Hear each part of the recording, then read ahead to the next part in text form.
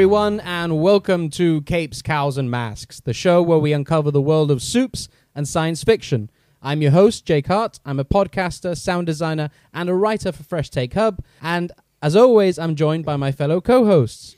Hi there, Tom Gapper, resident comic book shogun, full-time nerd, and excellent lover. Just throwing that out there, people. Just throwing it out there. David Oscar, not so good lover. Don't do that to yourself, Dave. Come on. How can I like stand up to that? It's like the only way for me to go is opposite, compared to Tom. I don't want to challenge him or anything. Well, Tom, I think you'll find that. Right, I am an exceptional lover. Let's have a love off. Love off right now. I don't know what it means, what it entails. We live in the same town. We don't want to start some sort of like local competition or anything.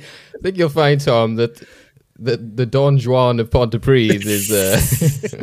That's what they call me. That is what they call me. So yes, I go by many names, which often is Dave, and I am a podcast writer and editor over on Fresh Take Hub. What a great start to the show. One of our most electric starts, I would say, to our weekly news shows. I ran out of things to call myself, okay? I was there thinking, like, I need a title. He's the Shogun, and I'm just going to come in like, hi, I'm Dave. and then he gives himself another title on top. I was like, oh, man. Hey, if you got it, flaunt it. That's what I'm saying. I should have just come in with... I should have just said I'm Derek. Hello, I'm Derek Harsel. He returned. Somehow Derek has returned. Dave, how you been, man? What have you been up to the past couple of weeks? We missed you last week. Yeah, obviously things have been opening up. I'd like to say that I've been abroad to Portugal or something like that, but no, just been getting a lot of work done. Had a lot of other stuff as things have been easing and opening up and all that kind of stuff. Obviously, cinemas are back open as well now, so I've been a very happy bunny because of that. So I've been going to the cinema quite a bit as well. I've been managed to catch up on all the films that I missed that were released digitally through lockdown. A lot of the new releases that we've had, such as Quiet Place 2 and Cruella, and some of the awards films that we've now started to be released officially. So yeah, all of that's been really fun.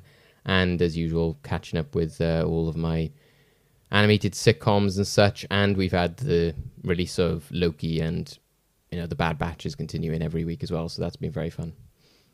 Let's talk about Loki, guys. Oh my god! I think we need to briefly touch on the first episode of Loki. Now, no spoilers here. We'll keep this spoiler free just in case anyone hasn't seen it yet. And if you haven't seen it yet, what the hell are you doing? Stop this podcast right now and sort it out.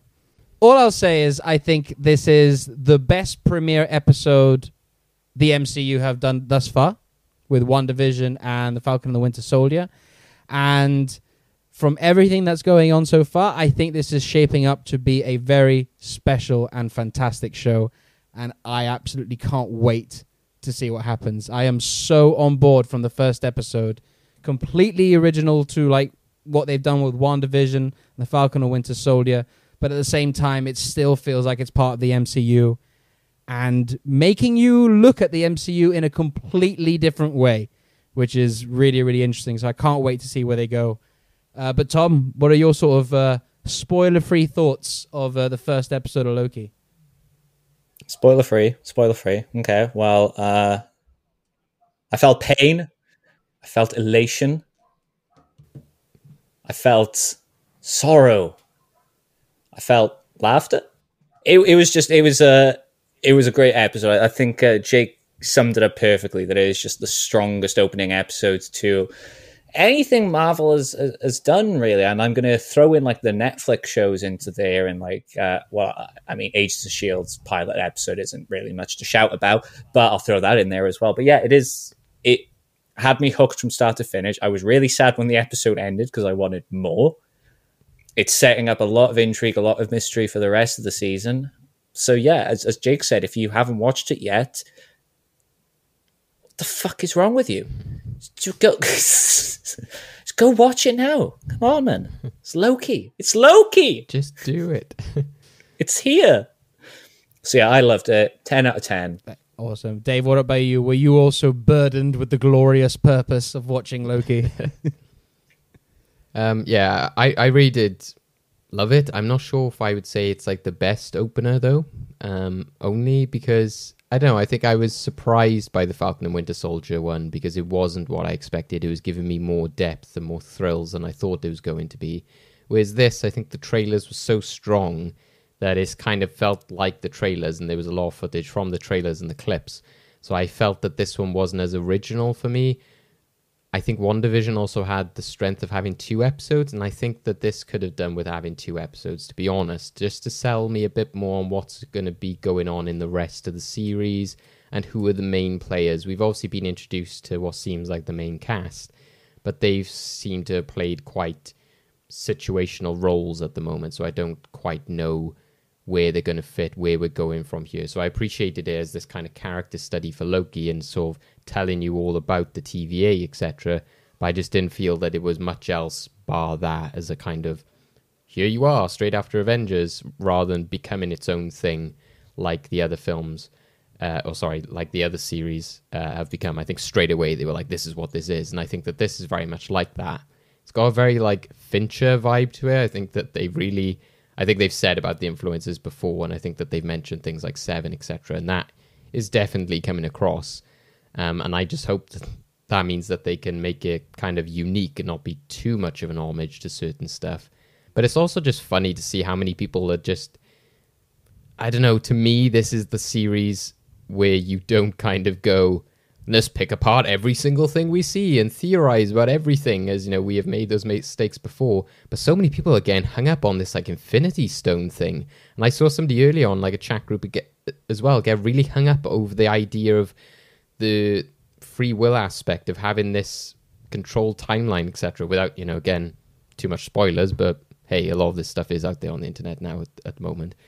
So I don't know how fans are going to react to this in terms like if it's just because it's like WandaVision, if it's playing around with stuff and making kind of kooky jokes, kind of like the, you know, Ralph Boner kind of thing. I don't know if, you know, some people are very much like, you can't do that. There's been a lot of people who said, those are the Infinity Stones.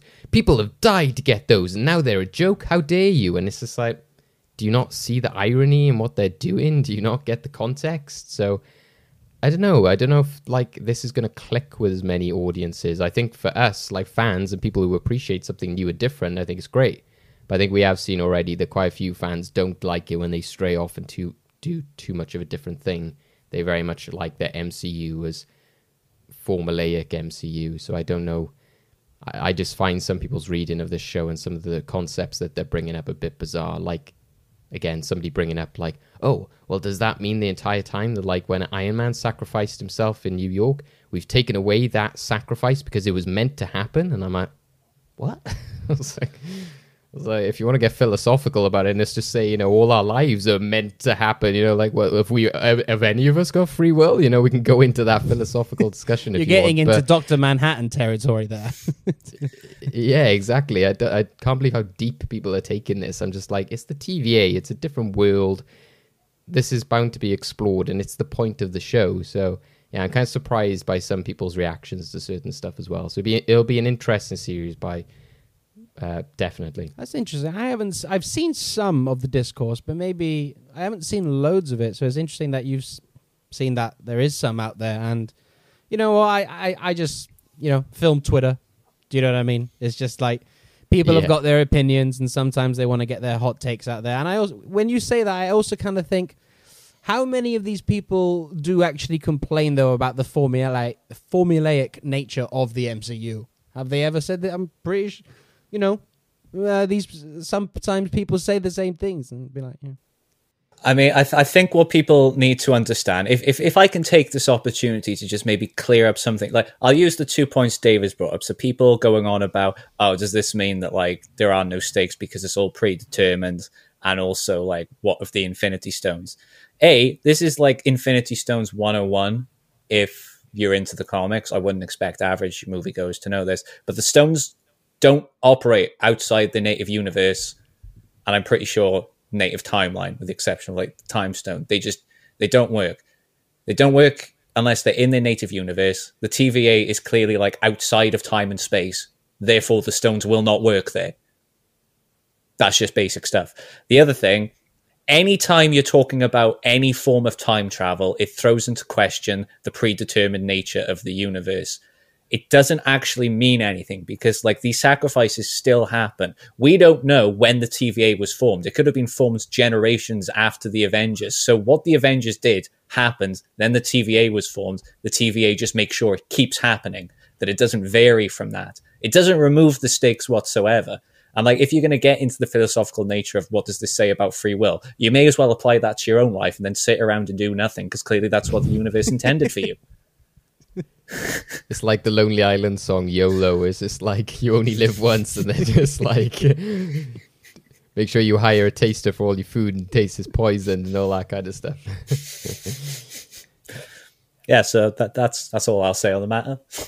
I'm glad I got that off my chest. Like I said, people can say what they want, but I absolutely love this premiere episode, and I can't wait to see where they go with this. I'm very, very much, this is my jam right here. So, all right, so let's go into the news then.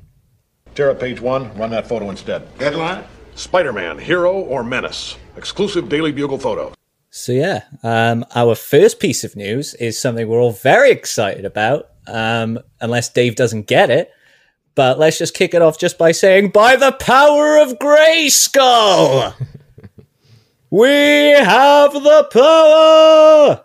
And now we are going to have Masters of the Universe Revelation. If you haven't seen it, the teaser trailer is just released. It's epic. There's Skeletor, there's He-Man, there's Chris Wood as He-Man, by the way, just sounds brilliant. There's Bonnie Tyler's I Need a Hero invoking the mighty Shrek 2 as a clear inspiration for this. Like, Kevin Smith himself has come out and said on his podcast this is one of the most rewarding experiences he's ever been a part of. The trailer looks fun. It hit all the right nostalgia buttons. It looks camp as fuck. I absolutely loved it. Guys, what did you think of this teaser trailer?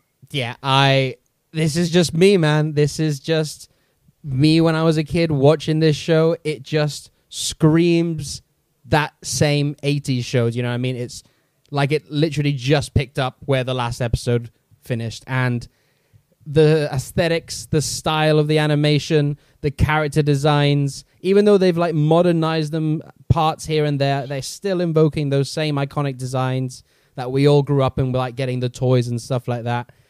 The voice cast sound amazing. Mark Hamill is insane. I was just like, yes, he is Skeletor. Chris Wood as He-Man sounds fantastic. We didn't really get much else of anyone, so I'm looking forward to see what people like Tiffany Smith bring, and Lena Headey and all that. Kevin Conroy. Oh yeah, Lena Headey as well. She's Evil Lynn, which is again superb casting. Do you know what I mean? She just plays evil so well. So yeah, man, and the Bonnie Clyde hero thing, like it's just got me devil horns up, head banging, screaming, I have the power! It just brought me back to being a kid and watching the original animated show as a kid, and just, I can't wait. I honestly can't wait for it. Probably one of my most anticipated things this year. And yeah, super camp. I wanted them to embrace the camp. I'm so glad Netflix went to Kevin Smith and said, look, we don't want you to reinvent the wheel. We don't want you to, change the characters. Just do what was already done, because it was perfect. Just sort of slightly modernize it in a certain way. And they said, like, it is going to be, this is a show for adults, fans of the original series who grew up with that. It's an adult show. I don't think they mean in terms of, like, violence, because judging from the trailer, it's got loads of violence, but there's no, like, gore, there's no blood splatter or anything. I think they're just going to go really deep into the characters, the philosophy, what makes these characters tick and stuff like that. So I'm all for it, man. Just bring me on July 23rd, because I can't wait for this. I know.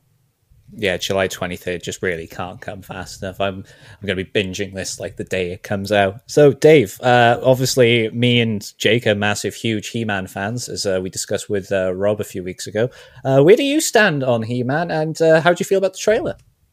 Yeah, that's why I feel a bit bad. I've not really got as much history with He-Man, unfortunately. I obviously, been being into pop culture and all that kind of stuff, I have seen the imagery loads of times. I'm very familiar with the characters. Growing up, I remember that my cousins like had a lot of toys, so I was always there with like, there was like a Skeletor toy and the tiger and everything like that. But I never actually watched it myself, and I always just kind of put it down to like Teenage Mutant Ninja Turtles kind of lapsed over into the 90s, whereas I never felt that He-Man did. It kind of, to me, it always kind of stayed in the 80s.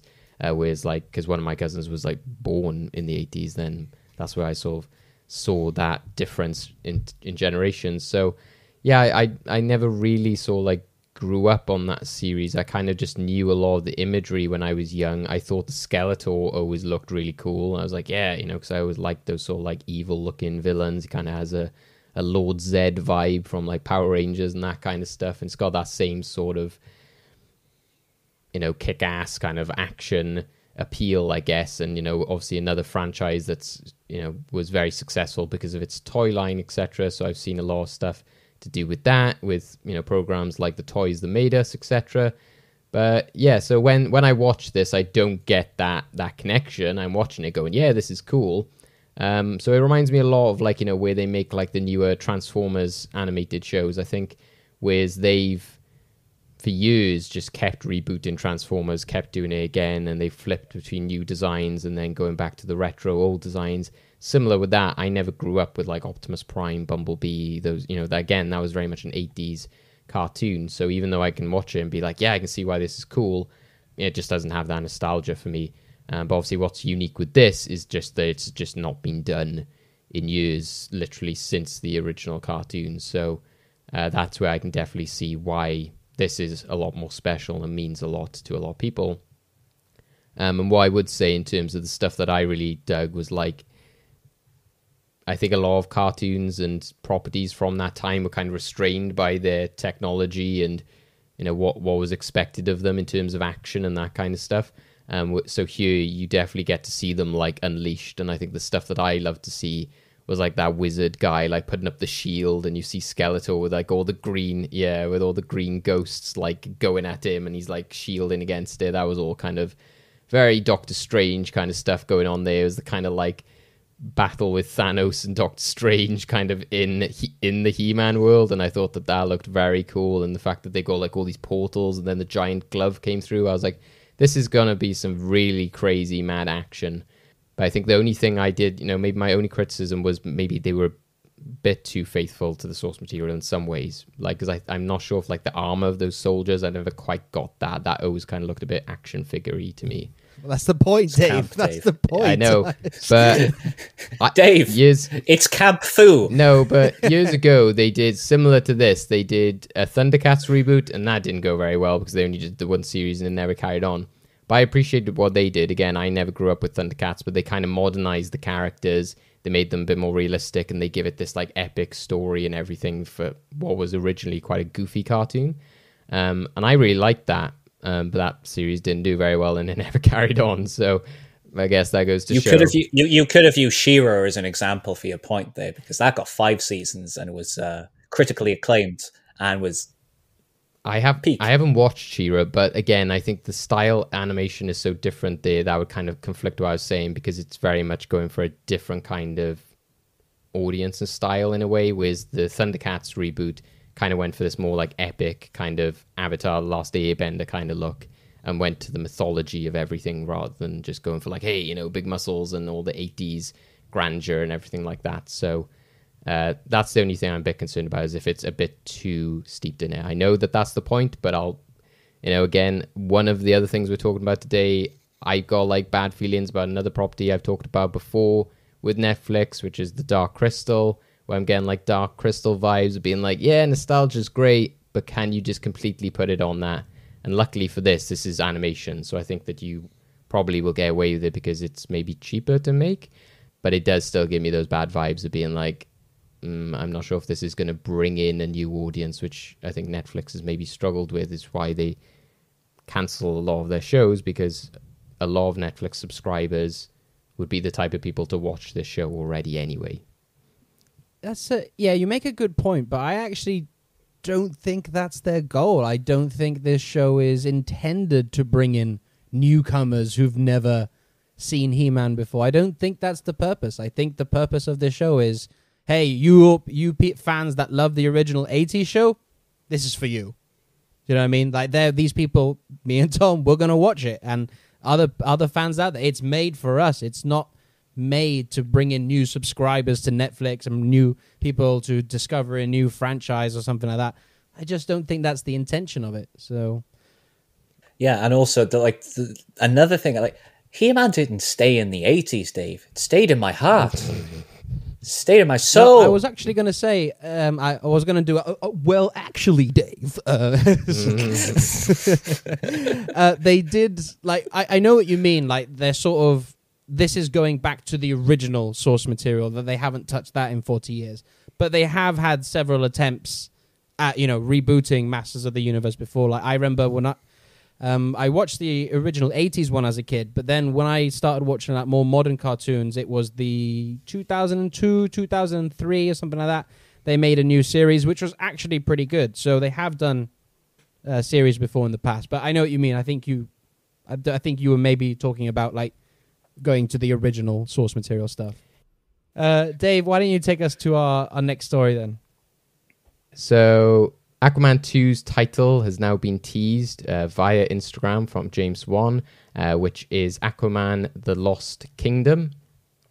This was shared with also a bit of information saying that the second one is a little bit more serious, a little more relevant to the world we're living in today, and that's where it wants to go.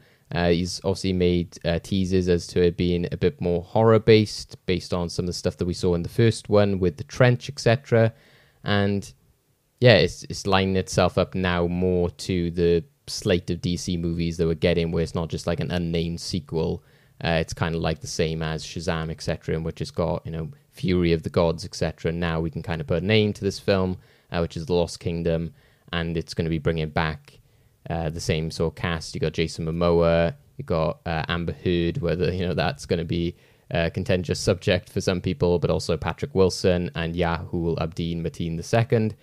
And yeah, so we'll probably start to see a lot more story details start to come out within the next sort of year or so, I would imagine. The picture kind of shows it with James Wan's name, and it's like a production meeting slide, and you've just got like the ocean in the background. So it's Aquaman and the Lost Kingdom. What do you guys think of this, Jake? What's your thoughts? The title's cool, and the Lost Kingdom, it fits quite fitting. It sounds like an Aquaman movie.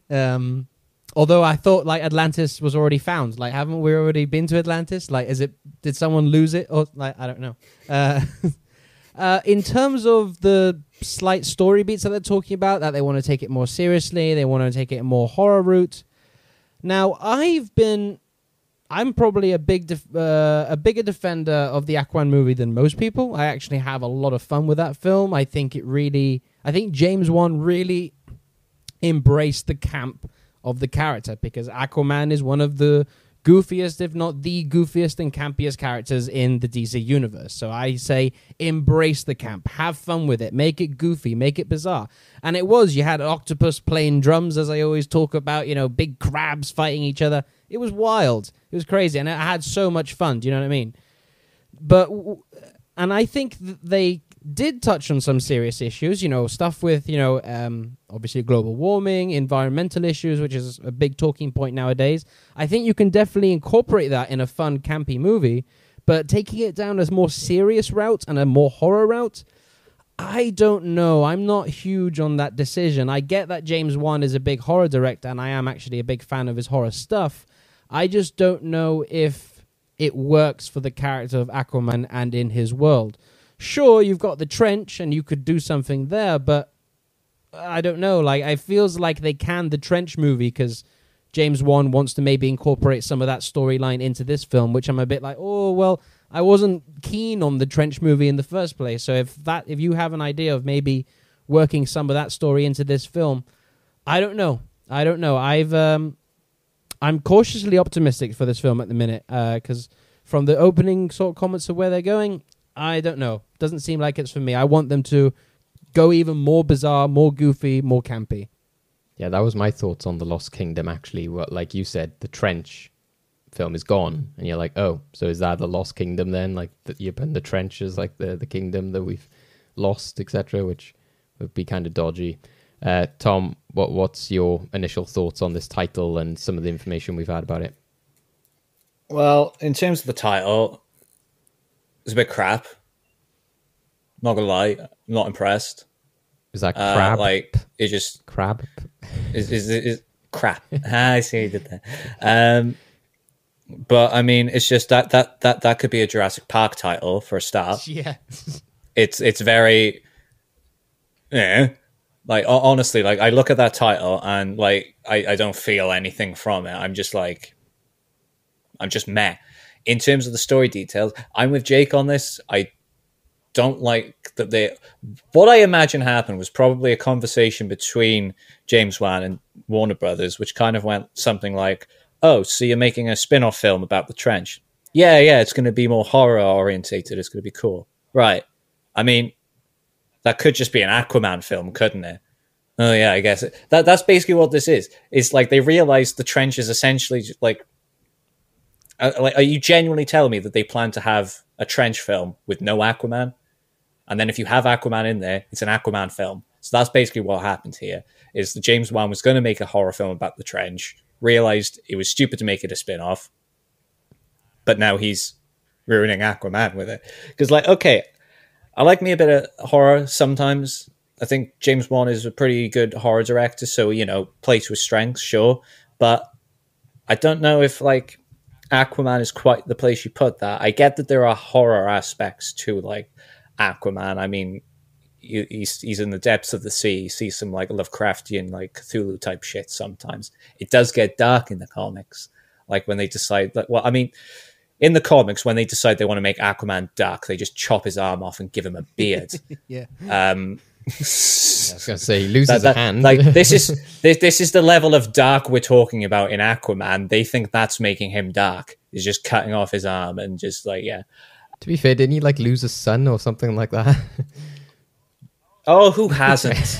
In the comics, right? Who hasn't lost like a son or daughter? Multiple Man literally absorbed his son. Okay, so Aquaman can say nothing. It's rule 101 of being a superhero. You need to have a traumatic loss. It's either got to be a child or a parent. Yeah. Come on.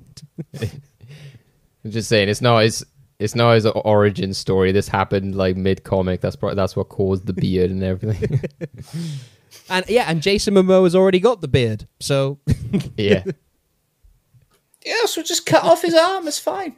But yeah, I mean, I enjoyed the first Aquaman film. I wouldn't call it one of my favorite cape shit films, but I definitely say it's in like the top half for sure. And it's one of those films that fluctuates. Sometimes I watch it and I'm a bit like, I'm not too keen on this. Other times I'm like, actually, no, this is a damn good film.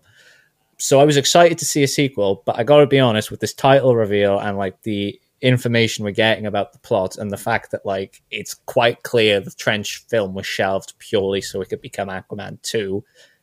I'm not actually holding out a lot of hope for it. I know that's shocking for me to say that about a Warner Brothers property, but I don't have a lot of hope for it. Tom is just Danny DeVito in Always Sunny with the art critic with the white wig just being like, trash, just like a picture of Aquaman. This I love. And then, yeah, he just sees a He-Man trailer. This I love. Tom, that's Agents of S.H.I.E.L.D. Yeah, I love it! Exactly. Tom, that's Inhumans. Yeah, I wouldn't be that cruel to suggest that Tom Okay, I would never sink that low as to like Inhumans. How dare you, sir? I had a lot of the same reactions in terms of... I think it was more the description from James Wan, but I kind of... In a different way, I did see that as kind of your typical sequel reaction kind of stuff. So I didn't really read that as like, oh, this is going to be a darker, moodier sequel. The horror stuff kind of maybe suggests that, but I didn't think him actually saying this is going to be a little more serious actually meant this is going to be a serious storyline. I think that might be a reaction to the first film, kind of like with Wonder Woman, in that everyone was like, oh, it was a shame about that third act. And then Patty Jenkins is like, hey, well, let me do the third act that I wanted to do in that film and put it into the second one as a kind of reaction to that feedback from the first film. And I think that's what's happening here, is that because some people mentioned about the idea that Orm, etc., wanted to take over, and they were like, I think he just in passing a few times said that like, oh, they've polluted our waters, blah blah blah, and when they washed up like the boat and everything onto the land, I think a lot of people, including myself, felt that was a bit of a missed opportunity. If you're going to have this storyline about all these 7 kingdoms coming together, that they didn't make that a bigger part of it, rather than just Ocean Master being like, I want to be king for some reason. I think if they had really gone with this whole, like, yeah, people are destroying the ocean, and there's literal, like, animals that we ride which have eaten plastic and, are dying because of this, and there's all these, like, shipwrecks and pollution in our waters, I think that maybe they might take that criticism from the first film and put it a bit more into this one. So there might be a bit more of those ramifications. There might be a bit more motives for certain villains or something like that. So that's where I saw that coming in. I am scared about the horror stuff because I'm not a big horror person anyway. I felt that it was really out of place in the first film. But I kind of was relieved that this was called The Lost Kingdom, because even though, again, it does sound like a Jurassic Park film, that at least gave me hope that we're still going with that adventure exploration aspect, that it wasn't just, Aquaman 2, Electric Boogaloo. Yeah, exactly. Revenge of Ocean Master, or, like that, or if they were really on the nose, Aquaman 2, The Trench, or something like that. I think that this, at least to me, still suggested there's a kind of adventure feel that they give to the first film, which I think worked really well for it, because they had that whole element of like, oh, find the lost, trident, and there was a big sort of treasure hunt kind of aspect to that film, and sort of journeying around the world, and the Indiana Jones stuff of kind of jumping out of the plane and all of that stuff. So I think that this just means to me that we're still going to get that aspect of it, and it's kind of filling in some of the gaps I was disappointed with in the first film, that you have 7 kingdoms and you didn't get any time to see barely any of them because we had to rush through like every single one. So I kind of hope that this gets to explore a bit more of that wonder and ancient elements of Atlantis, and the fact that, what do they say, it's something like 50% of the ocean or something is unexplored, or we don't know what's there. So if they look into that kind of stuff, I think that could be really cool and really exciting. But at the same time, like you guys, it could also mean that he's like, oh, well, this gives me a chance to do some more trench, dark, creepy kind of stuff. So yeah, I'm like Jake, I'm cautiously optimistic. When we get in this film, 2022, next year, all right? Or next December. Nice. Okay. December 16th, 2020. Christmas movie. Yeah, nice. Yeah. That classic summer film you have in December, which sometimes does well. I mean, it has worked well for them. So, Aquaman, the first one, earned like $1 billion, and that released in December. Exactly, so, yeah. Christ, you know what I mean? Right, so we'll move on to the final story before we go into our main topic, and that's mine, and that is The Sandman.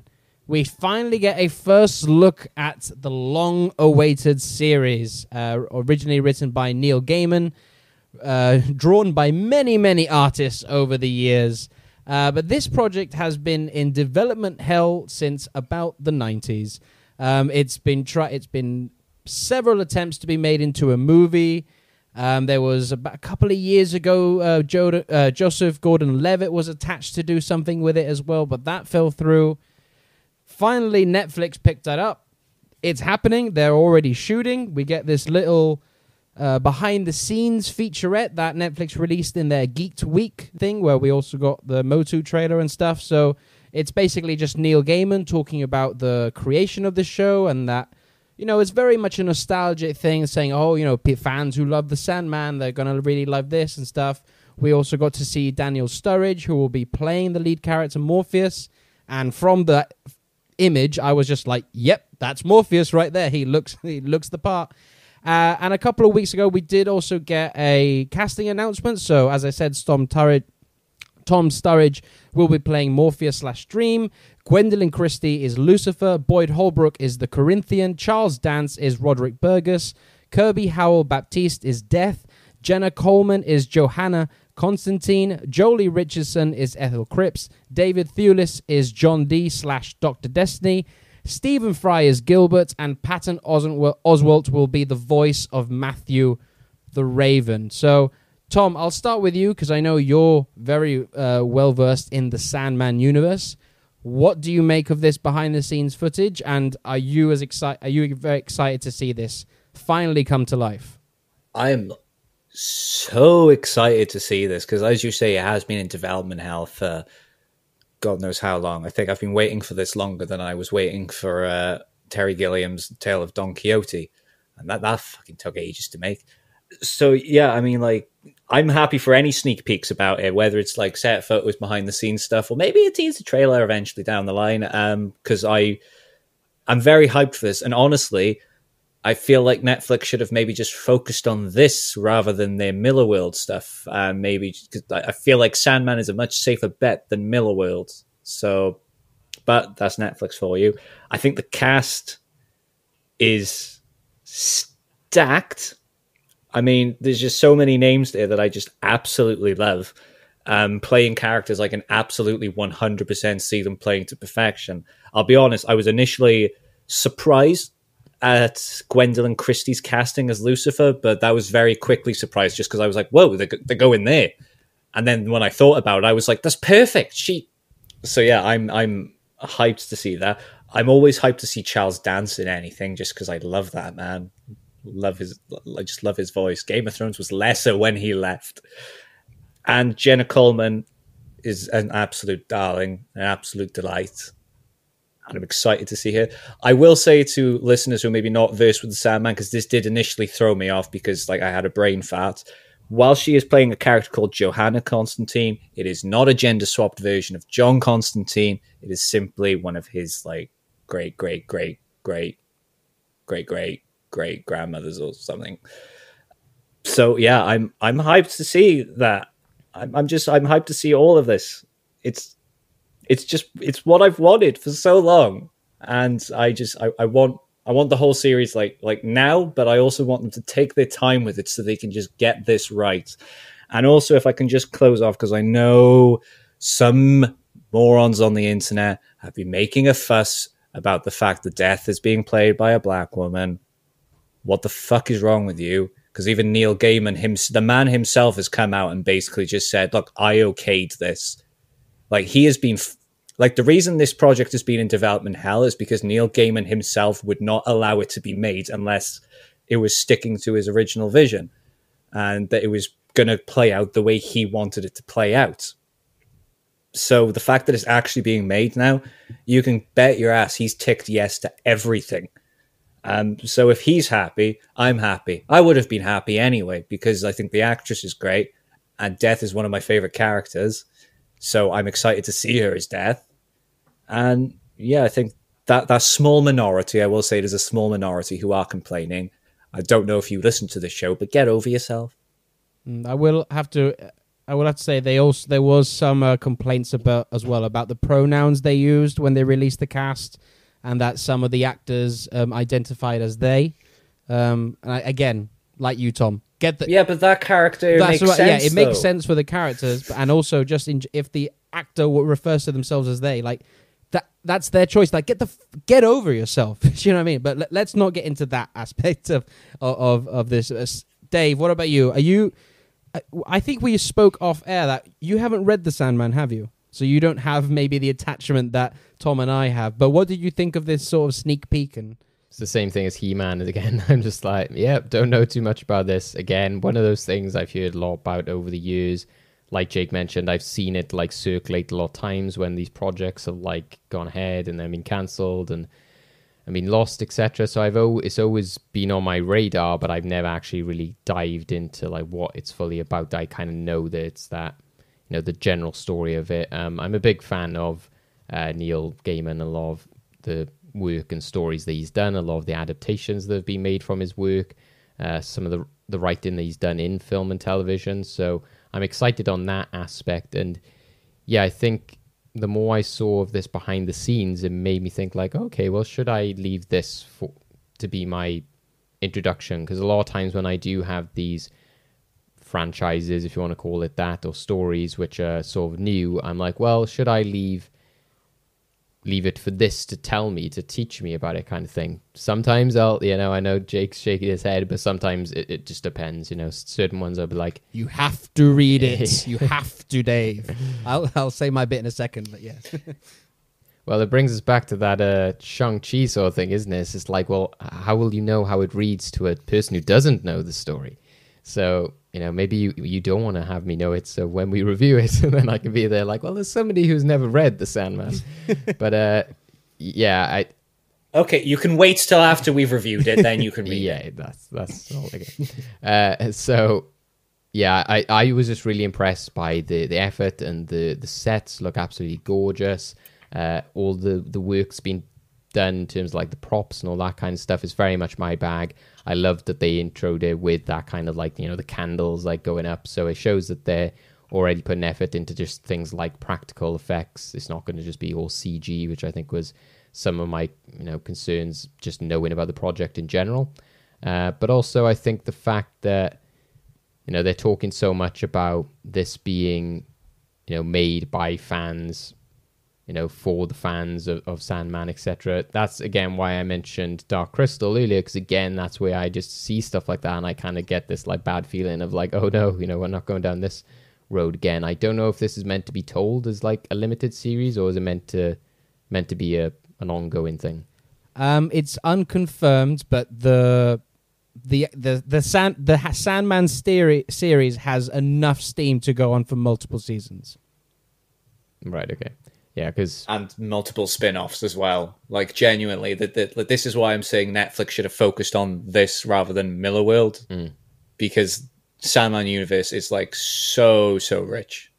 So just ripe for the pick. Well, that's what I mean. Like, Dark Crystal is the one that comes to my mind, but there's been so many other cancellations and stuff. But I think because there was that joke, again, from, like, South Park of, like, hello, Netflix, how many seasons would you want? How many series? What's your idea? They would commission anything. And I think there is just a bit of hesitancy that I have with anything with Netflix now of just, them just investing in all these different franchises and seeing what sticks, and just being very easy to kind of cancel them or do away with them if they don't have faith in them anymore. Because even something like Shadow and Bone, again, which like I think they recently did announce Scar Season 2 confirmed, but they were so slow on that. It took them ages to say that. And they had such a like lackluster premiere, and I kind of feel the same has happened with Sweet Tooth as well. I've like not really seen much about that being, I know a lot of people like love it and stuff, but it doesn't seem like Netflix is really pushing for it or immediately said, ooh, season 2 of Sweet Tooth. They just seem very light on the pedals with their projects. Yeah, I've got to be honest as well, is like, I'm kind of with you there, Dave. Like before Sweet Tooth came out, I saw like no end of hype for it. So many people were touting it up, but the most I've gotten out of people since it's been released is like, oh yeah, I checked it out. Yeah. Just I haven't seen Netflix push it. I haven't seen it in the public like consciousness or anything. So yeah, I do get your worries there about like anytime Netflix handle a big property like this. Yeah, especially when it's fan based, because again, going back to the He-Man thing, it's just the idea of like, well, is it enough for everyone who just loves Sandman? Because like Neil Gaiman said, it's like whether Netflix can bring in new viewers and people who've never experienced it before, or is it going to seem kind of niche, or is it only going to appeal to those people who already subscribed and very invested in that already? I think the thing this has got going for it compared to a lot of other series though is the like looking at the concept art and a lot of the sets, it does seem like movie level. So even though I said that about Sweet Tooth, I think this is something different altogether because it kind of looks like on the scale of something like Doctor Strange. And I was watching the behind the scenes thinking this could have been like a movie, which in some ways would have been detrimental because obviously you then have to cut down this epic storyline, etc. So I think as long as they give it that care and attention and a big enough platform, but the kind of visuals and the kind of art and sets we were seeing did seem to be movie level, but you just don't want to then take all of that and then sort of approach it and film it and advertise it as a TV streaming level project. So I think that as long as they support it well enough and it kind of feels like you're watching something that should be on the big screen on the small screen, like they have had with things like Stranger Things and to some degree, The Witcher, possibly Umbrella Academy, Dark Crystal, etc., then I think it can succeed. So everything I'm seeing so far, I'm really excited by. And like you guys, I think the cast is great. I was actually going to say like, oh, well done to Netflix about that pronoun thing. I think that was fantastic, but I hadn't seen the backlash about it. So, very sad to hear that. But I think that's where you're probably going to see in the future. I think that you will start to see casting announcements like that. I think that people just need to get used to that. So those people who are complaining about it, get used to it. Sorry, probably a lot more people are going to start having those pin badges. A lot more people are probably going to have it there on a casting call. So the people like ourselves who work, covering media know the proper way to address them, etc. So that, is just important to know about somebody. It's again like Elliot Page, it would be disrespectful to name them if you were talking about a previous project like X-Men and not refer to them as what they, now refer them to themselves, because you're already admitting that like, oh, they're two different people. It's like, well, no, that's offensive. So you name them what they have now titled themselves. So yeah, I applauded them for that. I also love some of the people that have been brought up here. David Lewis, I love that guy. He was, Professor Lupin is one of my favorite characters in the Harry Potter series.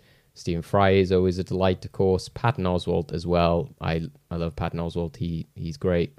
And like you guys, I think Gwendoline Christie, to me, she hasn't really had the right role or the best chances after Game of Thrones. I think even though some people she was in Star Wars, well, that character didn't really turn out that great for her in terms of like having a big screen presence.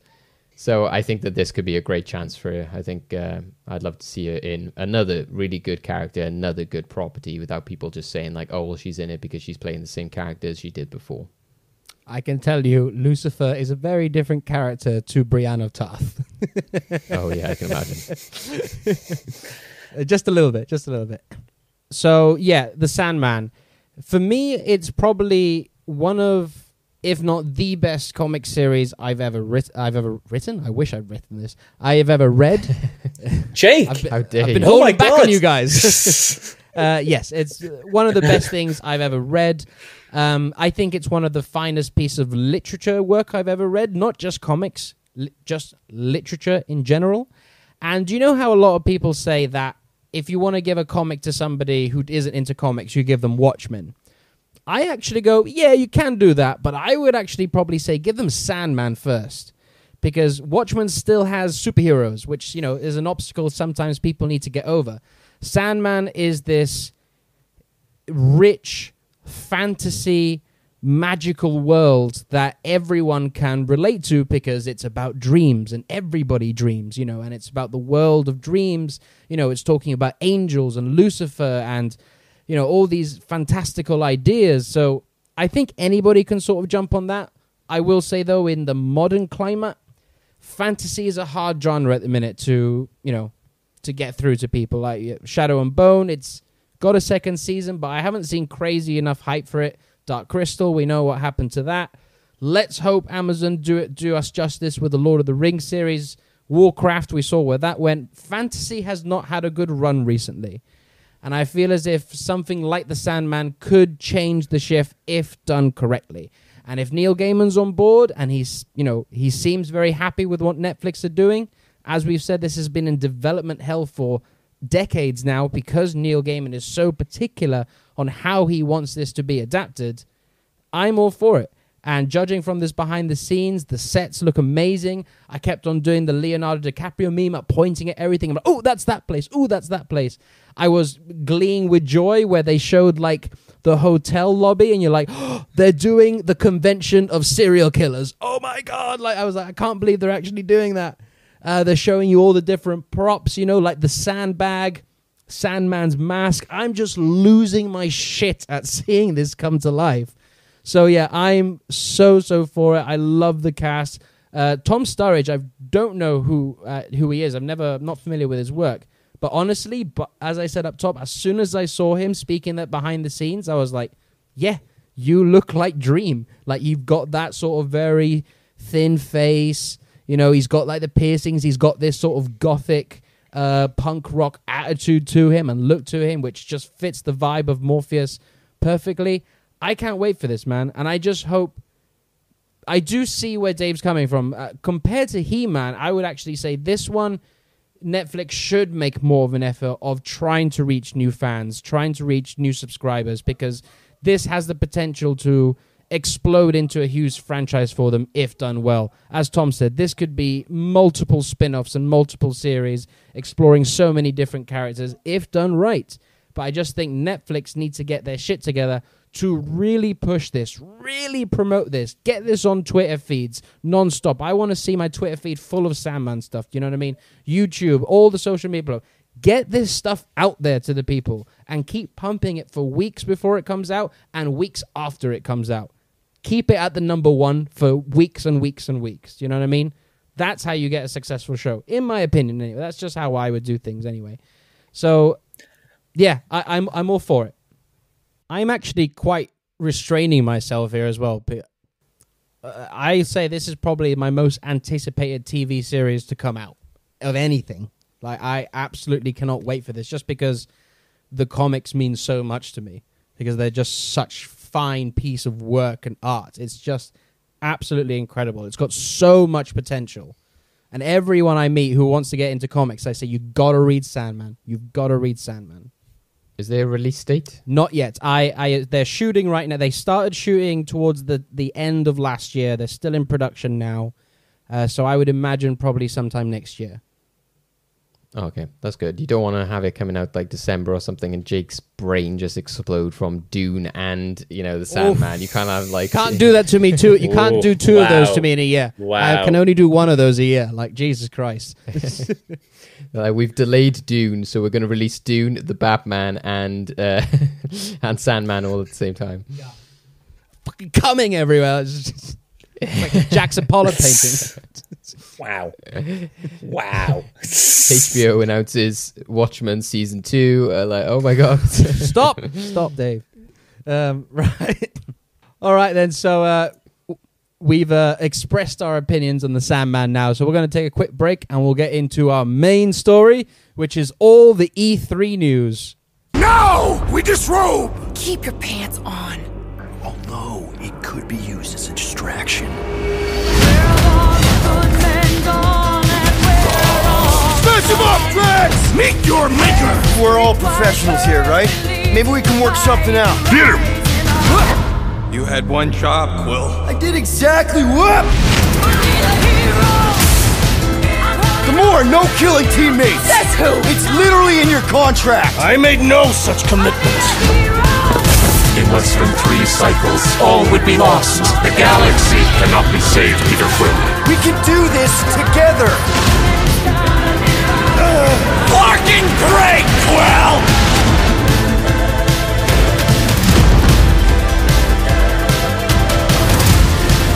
Star-Lord, right? It's Star-Lord. Oh, crap!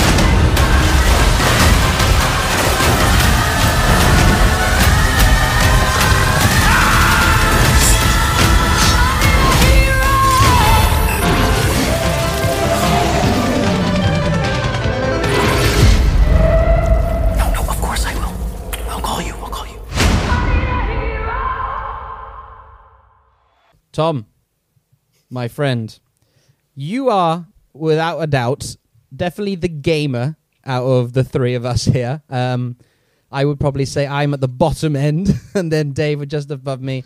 But you play a lot of video games. You know what you're talking about. So why don't you take the lead on this one, on what was announced at E3 in relation to Cape Shit? Glad to do it. So, we got some big news from E3 that surprisingly, I heard video games, I heard superheroes, and I was like, ooh, if DC released some tasty new morsel that we're going to enjoy. And they was like, no, it's Marvel. And I was like, okay. So the news basically is that we're getting a Guardians of the Galaxy game that's going to be coming to consoles and PC this fall, where you get to play as Star-Lord, going through missions with the rest of the Guardians. It's made by the same studio that made the Avengers game that came out not too recently. And in regards to that Avengers game, the Black Panther War for Wakanda expansion is finally arriving at no additional cost because they couldn't justify charging people for it because of how they've handled that game. as you can tell, people, I'm not really that hyped for this because Square Enix, who are in charge of Eidos Montreal, are not in my good books right now. There have been a lot of money-grabbing practices going on there, and their handling of Final Fantasy recently has been, well, to say it was being lackluster would be such an understatement. And The Avengers was a prime example of that. What was hyped up initially as a big game about, some of the greatest heroes in the world quickly devolved into a very short mess with very few villains to fight and so many microtransactions and really grindy gameplay that just didn't seem worth it. But now they're making a Guardians of the Galaxy game. So maybe they have learned from their mistakes, possibly. I'm willing to say that they might have. Looking at the gameplay, sure, it looks pretty fun. It looks fun flying around a Star-Lord. Some good shots there of you just like shooting his guns and just like shooting off into the sky with your rocket boots. It seems like a fun play, but it also kind of seems like a reskin of Iron Man from the Avengers game, which is another big problem with the Eidos Montreal games, is the fact that a lot of the times when they introduce a new character, it's basically the same character they've already got, just reskinned. So if we jump into the Guardians of the Galaxy game, I'll tell you the synopsis of it, and you can all just see what you feel. So fire up Star-Lord's jet boots for a wild ride across the cosmos in this third-person action-adventure game, a fresh take on Marvel's Guardians of the Galaxy. With the unpredictable Guardians at your side, blast your way from one explosive situation to another with original and iconic Marvel characters caught in the struggle for the fate of the universe. You got this, probably. So that's coming October 26th on PS5, PS4, Xbox Series X, and PC. I mean, I'll throw over to you guys in a second, but my main take from this is you're telling me they're making a Guardians of the Galaxy game that's single player, and you only get to play as one character. What do you think of this, guys? What do you think? As the non-gamers, what do you think about this? I'll go first I probably have the least knowledge of games. Now, yeah, that seems like a very interesting choice to market this game as a Guardians of the Galaxy game, but really it's a Star-Lord game, as you can only play as him. It's an interesting choice, and if it's single player, it just seems like it's a big missed opportunity to have, your mates round, and you can I want to be Drax, I want to be Star-Lord, I want to be Gamora, and all this sort of fun stuff, and you go on missions together and stuff. It just seems like a big missed opportunity, and to decide to focus on Star-Lord, yeah, I don't know why they decided to do that. As for the gameplay and the trailer, it looks fun, but I don't know. I'm not much of a gamer, but I actually thought the gameplay, the actual footage, didn't look perfect. It was this is meant to be coming out in October. It seems like you've still got a lot of work to do on this game. So I'm not too sure. I don't think it's one I'm going to probably pick up. It might be one of those games where if a friend of one of you guys or something, I go around yours and I'll play it. If I like it, I might pick it up. But I don't think I'm going to be running to check this one out. What do you think, Dave? Yeah, also Guardians of the Galaxy is one of my favorite cape shit films, and I'm a big fan of James Gunn, etc. Really excited for the Suicide Squad, and eventually when we get Volume 3 of Guardians of the Galaxy. So in some ways, it's hard for me to maybe detach my expectations or feelings towards the Guardians and sort of automatically think of the movie version of the Guardians. But that kind of comes down to my issue with these games and this game especially, is that if you go back to the days of when we were growing up, etc., there did used to be Spider-Man the game. It was direct adaptations of those films in video game form. Most of them were trash. A lot of people have good memories of the Spider-Man 2, especially. If you could get past that level with Mysterio, let me know. It was really hard. But I think that it's interesting now because video games have become such a big entity and a franchise all on their own. Then there's this big expectation to make it its own thing, especially again because of that rivalry with Marvel and DC. They've got their Injustice stuff going on. They've got their own Suicide Squad game coming up as well. So there's that expectation to be like, oh, well, we have to be different from the films and we have to make it its own thing. And I'm not saying that you should just directly adapt the movies or anything, but I don't know, it's kind of like the way the animated series are today. It's, at least with DC, I'm not sure if you guys saw, but like, I think I might have seen you guys like tweets about this, similar to I have, in which people have compared, say, the animation styles of some of the new, like there was that Aquaman art that they released for like a new animated series, and I know there's like some of the other animated stuff that DC has come out with, and everyone was like, this looks trash, and everyone was like, no, you just don't like that it doesn't look the same as all the other DC kind of stuff from the past, of Batman the animated series, etc. So I think that maybe with the animated series, like Guardians has had an animated series, with this video game, I think you just have to like go big or go home. That, to me, it just seems that they're constantly doing this middle ground of like, oh, it looks like quite different to the films.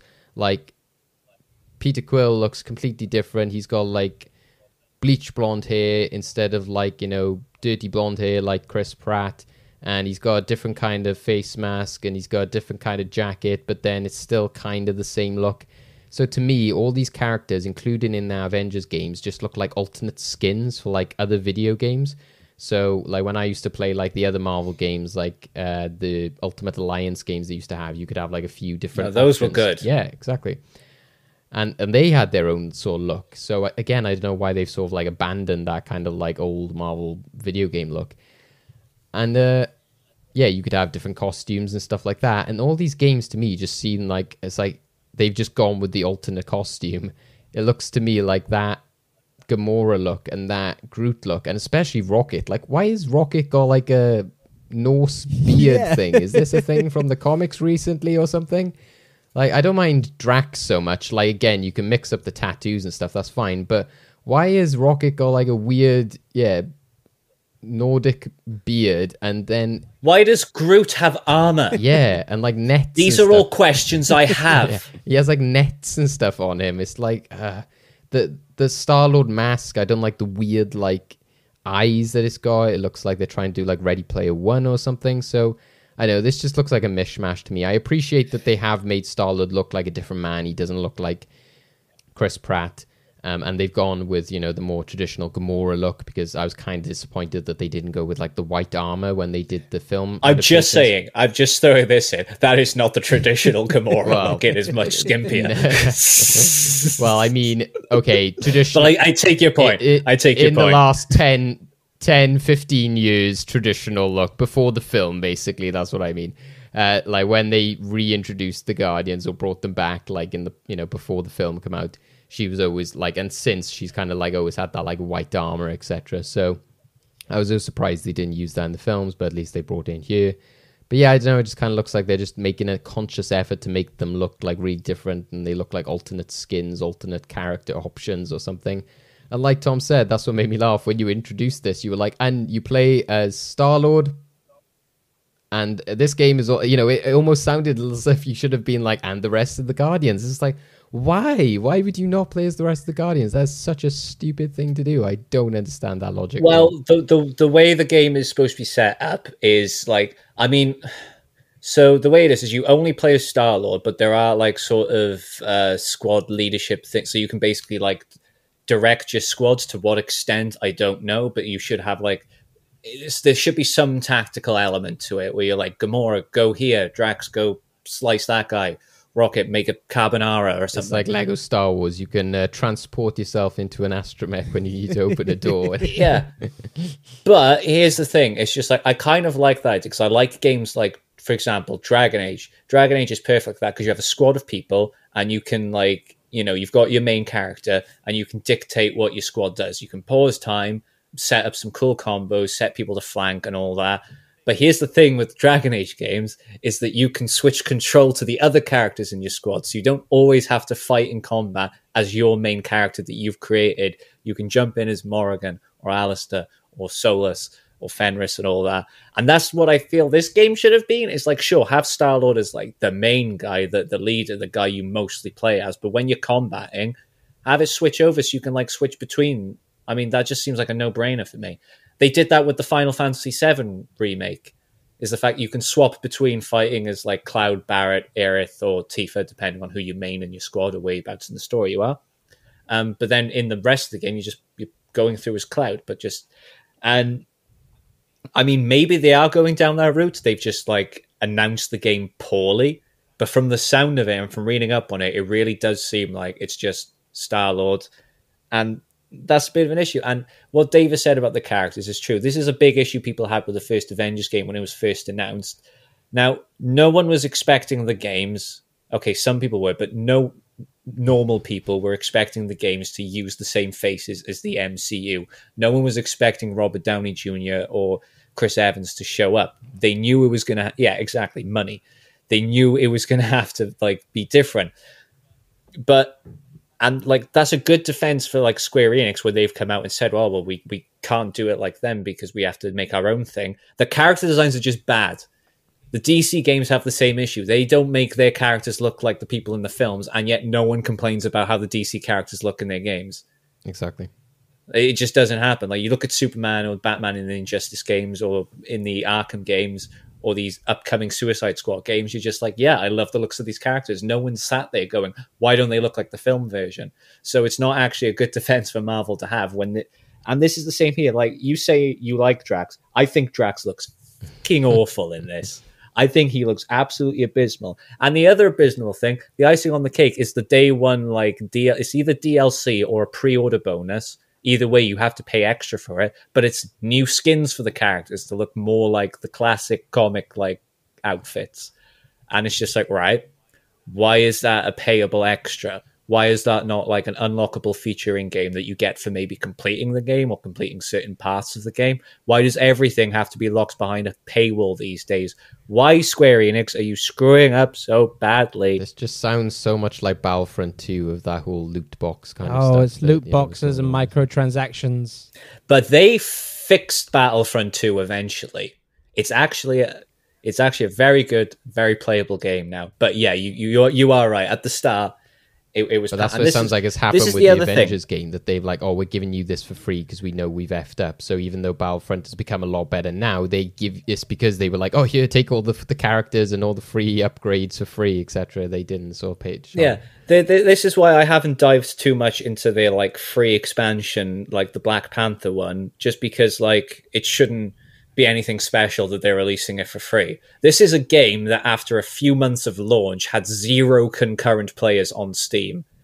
That is like, okay, like I know like you two aren't as big into your games, but even you have to realize like there were certain points in time where no one on PC was playing Avengers just months after it was released. That didn't even happen to Anthem, right? It didn't even happen to No Man's Sky or Fallout 76. But with Avengers, no one was playing it. And even now, people are barely playing it. I'm not seeing anyone hyped for War for Wakanda because most people who are more into the game than I am are saying Black Panther just looks like a reskin of other characters in the games and doesn't really bring anything new to the table. And this is why I used to like Eidos Montreal because they did the Deus Ex games, and I like the Deus Ex games. They're very, very good games, and they're probably better games than Cyberpunk turned out to be. But these games just look bad. It doesn't give me hope that like they made... I don't know whether it's because they thought Avengers failed as a players multiple characters thing, so let's just make it more simple. It's just... I have no hype for this whatsoever. It's just, again, Marvel may have the movies and now the TV probably cornered, but the games, they've just, like, even Ultimate Alliance, I love those games, but they're just not a patch on anything DC has brought to the table. Nothing Marvel has done in gaming has even been close, with the exception of X-Men Rise of the Imperfects.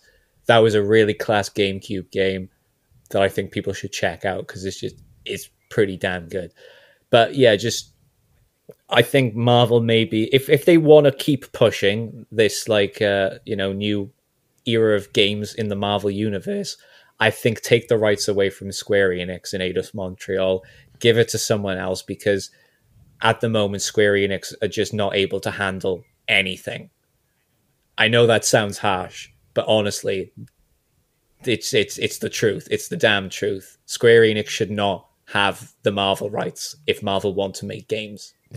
It's rare that we rag on Marvel. Yeah, but this is one of the rare occasions. I know. Right? I think they should do something similar to what Lucasfilm have done. Now, Lucasfilm, obviously, EA had the exclusive rights to make the games. They did the Battlefront games, and what else did they do?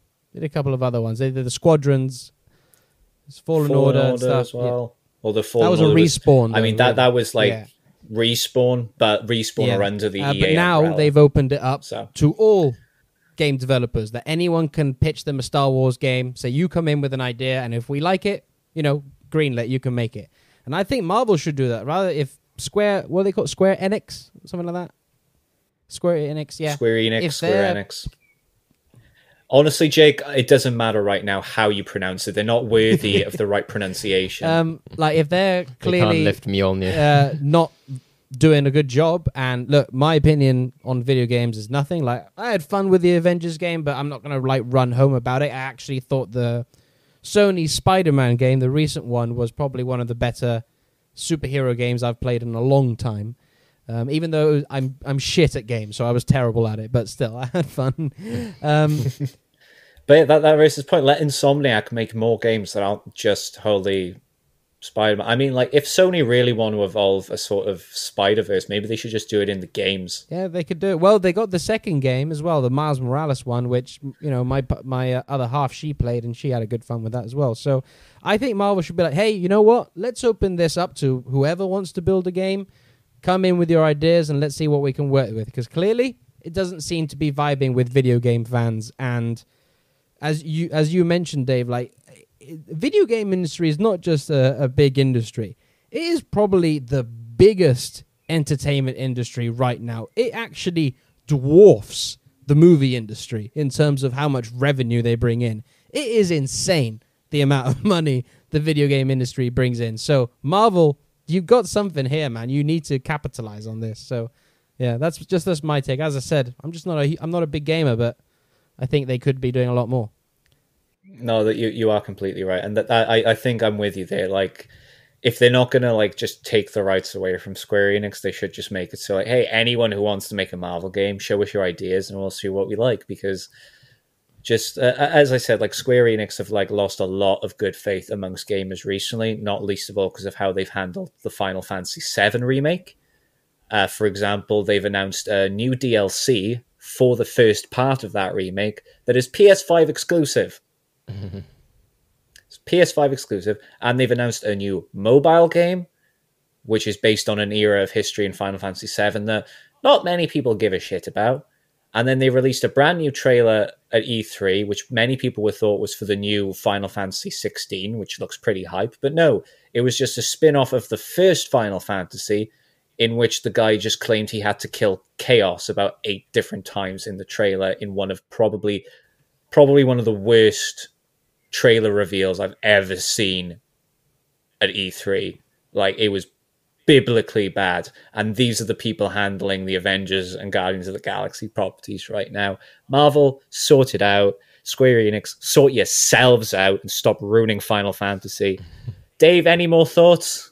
Well, like I say, you don't want to throw too much stuff at it's the PS5 exclusives. Like, not many people in the world can buy that console at the moment either. This is my point. So that is a big problem. People as well. are still struggling to get one of those. It's insane.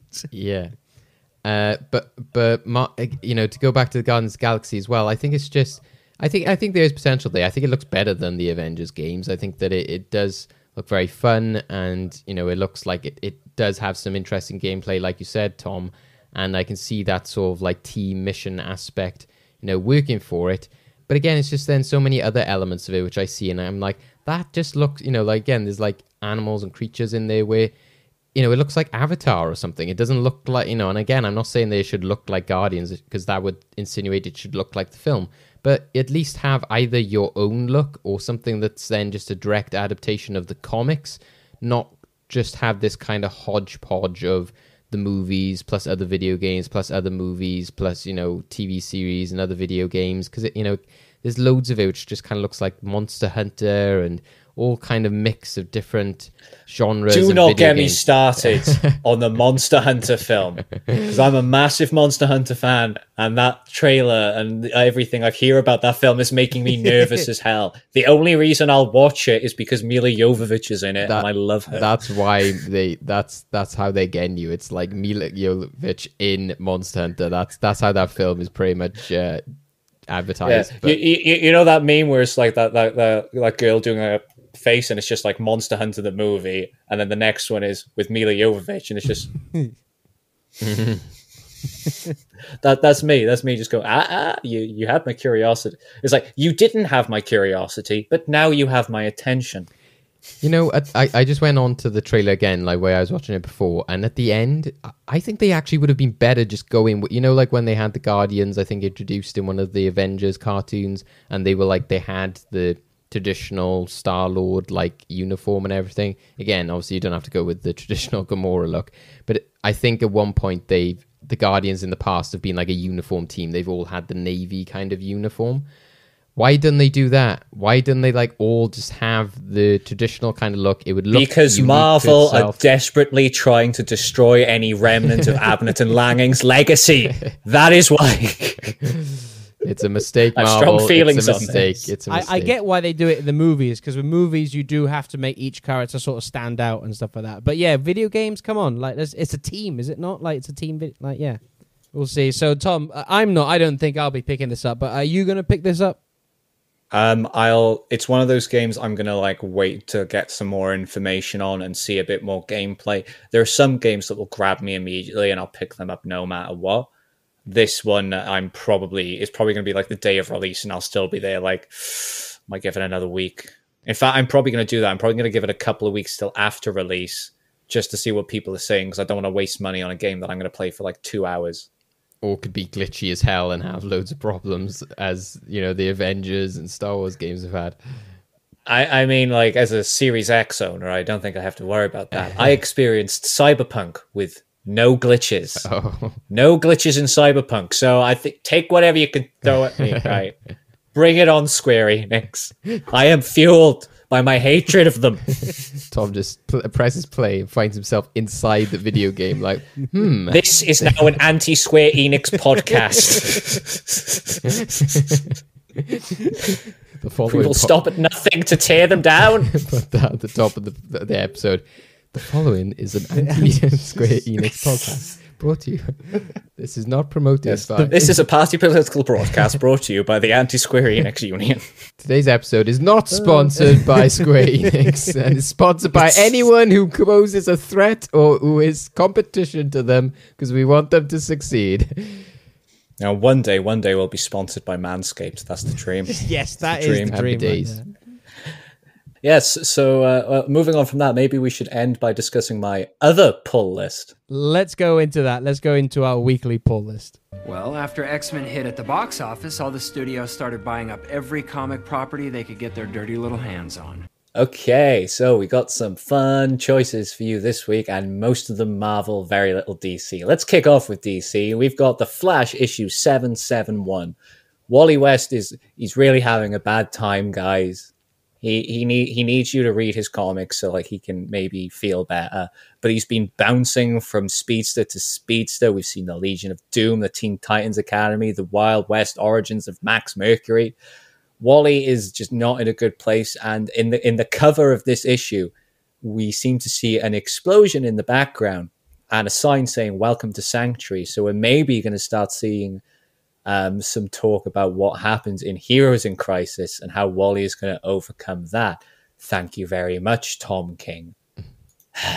You say he's having a bad time. Has he lost a child? Has he lost a son, Tom? No, he devolved into a murderer and then briefly became Dr. Manhattan.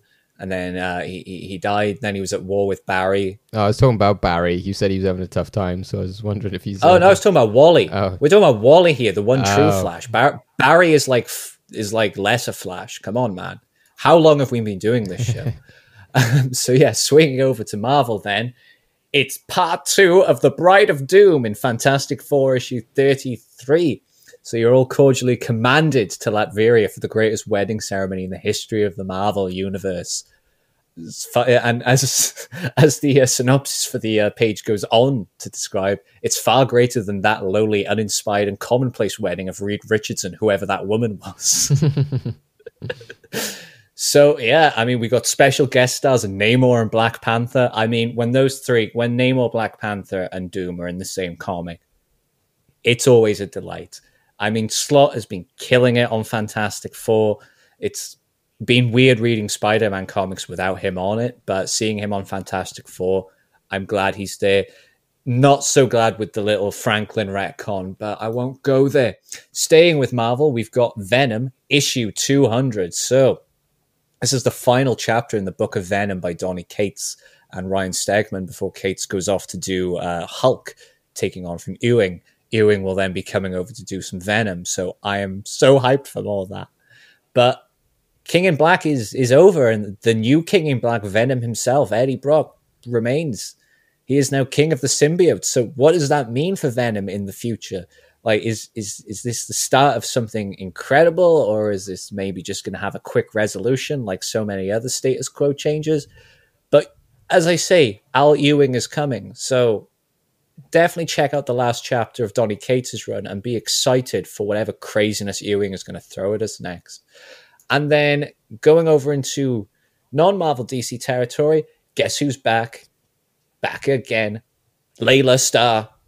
She is dead. It's the many deaths of Layla Starr from Ram V and Philippe Andrade from Boom Studios. Issue 3 is out. It's been a wild ride so far. If you haven't been picking it up, what are you doing? Ram V is one of the most exciting names in comics at the moment. Boom Studios are one of the most exciting names in comics at the moment. This comic is one of the most exciting names in comics at the moment.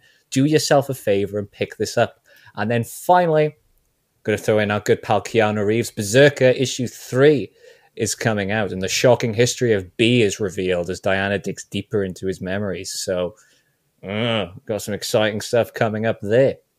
So, reading off all that again, we've got The Flash issue 771, we've got Fantastic Four issue 33, Venom issue 200, The Many Deaths of Layla Starr issue 3, and Berserker issue 3.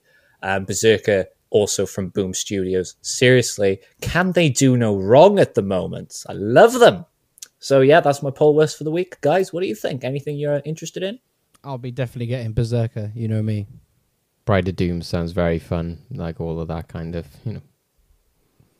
fun wordplay, especially with like the burn on the Reed wedding. It wouldn't be Doom if he didn't slide in just one Richards burn. Like, it's just, he can't do anything without doing that. So yeah, there we go. All done. Thank you, Tom, for the weekly pull list. Some good pulls there. So people, as we always say, go visit your local comic book store. They need you now more than ever.